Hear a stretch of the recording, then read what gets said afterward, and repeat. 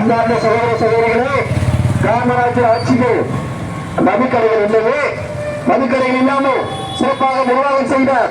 அதற்கு பின்னர் ஆட்சிக்கு வந்தவர் கருணாநிதி அவர்கள். அண்ணா பேரறிஞர் அண்ணா அவர்கள் ஆட்சியில் கூட மதுக்கடைகள் கிடையாது. அண்ணா மறைவுக்கு பின்னால் ஆட்சிக்கு வந்த கருணாநிதி அவர்கள் தான் 1971 ஆண்டு மதுக்கடைகளை திறந்து வைத்து நம் தமிழ்நாட்டையும் நம் தமிழ்நாட்டின் தலைமுறைகளையும் நம் தமிழ்நாட்டு மக்களையும் இவ்வளவு சீரழிவுக்கும் இவ்வளவு அவமதிப்புக்கும் இவ்வளவு பேரழிவுக்கும் காரணமானவர்களே இந்த திமுகவும் திமுகவுக்கு பின்னால் வந்த அதிமுகவும் என்பதை மனதில் பதிய வைத்துக் கொள்ள வேண்டும். இவர்களுக்கு என்ன அக்கறை வந்துவிட்டது? காரணம், இவர்கள் தமிழ்நாட்டுக்கு பிறப்புக்காக வந்தவர்கள் தானே, பிறப்பு தேடி வந்தவர்கள் தானே. திமுகவை ஆட்சி செய்து கொண்டிருக்கக்கூடிய கருணாநிதி குடும்பத்தை சார்ந்தவர்கள். அவர்களுக்கு எப்படி என் தமிழ்நாட்டை பற்றியோ என் தமிழ் மக்களை பற்றியோ அக்கறை இருக்கும், உணர்வு இருக்கும் என்பதை சிந்தித்து பார்க்க வேண்டும். ஆகவே இந்த மக்களை வஞ்சித்துக் கொண்டு, கொள்ளையடித்துக் கொண்டு, ஊழல் செய்து கொண்டு, பல கோடிகளை சுருக்கி வைத்துக் கொண்டு மேலும் இந்த சமூகத்தை சீரழிக்க வேண்டும் என்கிற விதத்தில் தான் அவர்கள் ஆட்சி அதிகாரத்தை வரவிருக்கும் விதத்தில் பணத்தை வாரி இறைத்துக் கொண்டு ஓட்டுகளை எப்படியாவது கபலீகரம் செய்து ஆட்சிக்கு வர வேண்டும் என்கிற நிலையில் இருக்கிறார்கள். இந்த நிலை தொடருமானால் நம் தலைவர்களுக்கு நம் மக்களுக்கு ஏதாவது பாதுகாப்பு இருக்கிறதா? இருக்கவே இருக்காது.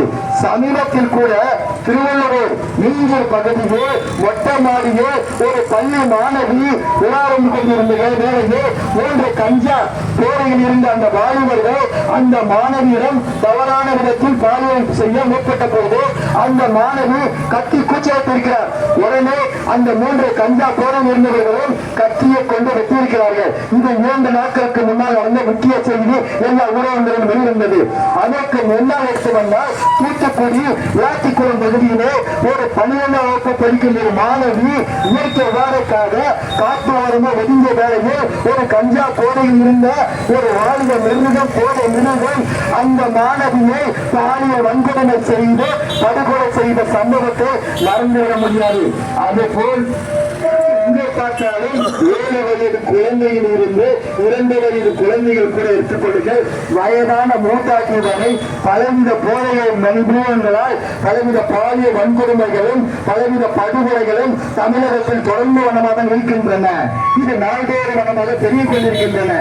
இந்த திமுக ஆட்சிக்கு வந்த இந்த 5 ஆண்டு காலம் புள்ளி விவரத்தை எடுத்துக்கொண்டு பார்த்தாலும் எங்கே பார்த்தாலும் படுகொலைகளும் பலவித விளக்குகளும் நடந்து கொண்டிருக்கின்றன.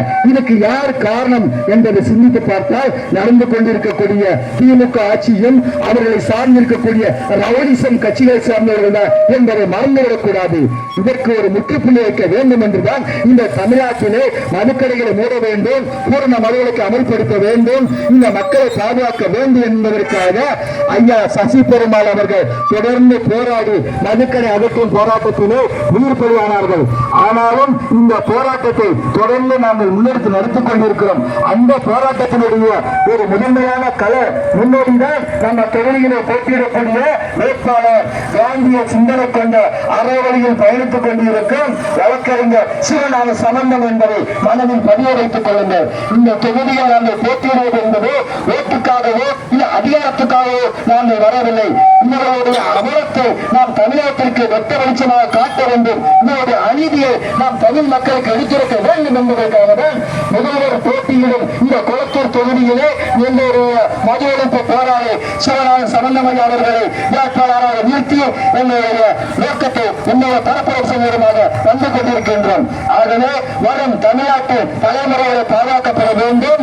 அதற்கு ஒட்டுமொத்த மதுக்கடைகளை மூடப்பட வேண்டும். அனைத்து போரை பொருள்களையும் ஒழிக்கப்பட வேண்டும். இங்க இருக்கிற மதுக்கடைகள் எல்லாம் தேர்தலுக்கு பிறகு அவர்கள் அகற்றுகிறார்களோ இல்லவோ நிச்சயம் நாங்கள் கடைகளை அடித்து நொறுக்க வேண்டிய நிலைமைதான் வரும் என்பதை உணர்ந்து கொள்ளுங்கள். ஆகவே மறுநாளே நீங்கள் வாக்களிக்க வேண்டிய சின்னம் இந்த கோரிக்கை, இந்த நோக்கம் நிறைவேற வேண்டுமானால் இந்த ஓட்டு எங்களுக்கு ஒரு ஆதரவு தரமாக இருக்க வேண்டும்.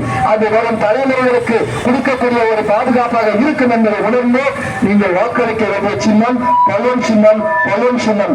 ரவுடி ஆட்சியை நாம் முடிவுக்கு கொண்டு வர வேண்டும். ஊழல் ஆட்சியை நாம் முடிவுக்கு கொண்டு வர வேண்டும். சாராய வியாபாரிகளை நாம் விரட்டி அடிக்க வேண்டும். அது மட்டுமில்லாமல் இவர்களுக்கு பதிலாக மாற்றி வைப்பார் என்று பாசிசத்தை தூக்கி கொண்டு அழிந்து கொண்டிருக்கிறார்களே, அடிமை ஆட்சி செய்து கொண்டிருந்த அதிமுக, அவர்களுக்கும் நீங்கள் ஓட்டு போட்டு விடக்கூடாது. இன்னொரு சினிமா நிறுவனத்தினால் தலைமுறையை சீரழித்துக் கொண்டிருக்கிறார்களே சினிமா நடிகர்கள், அவர்களையும் நீங்கள் மனதில் வைத்து ஓட்டு போட்டுகிறார்கள். ஏனென்றால் இவர்கள் எல்லாம் ஜனநாயகவாதிகள் அல்ல, இவர்கள் எல்லாம் பாசிசவாதிகள். நாம் சமூகத்தை சீரழிக்கக்கூடியவர்கள். இவர்களை நாம் ஏற்றி அடிக்க வேண்டும், ஏற்றி அடிக்க வேண்டும்.